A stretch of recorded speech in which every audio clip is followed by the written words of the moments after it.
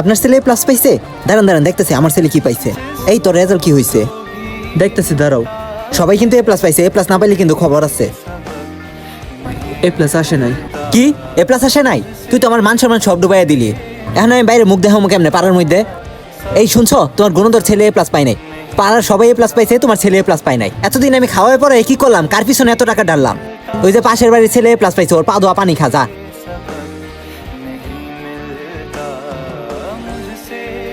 কি এখন কই যাস? রেজাল্ট খারাপ হয়েছে দেখে এখন চলে যাইতাছস? ও এখনকার ছেলে মেয়ে তো অনেক কিছু করে ফেলতে পারে, গিয়া দেখি তো।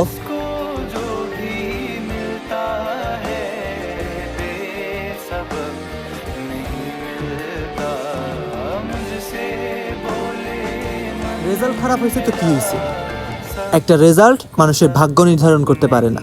আমি জীবনে অনেক কিছুই করতে পারবো। আচ্ছা ঠিক আছে, দিন শেষে মানুষ আপনার সাফল্যই দেখে, রেজাল্ট না।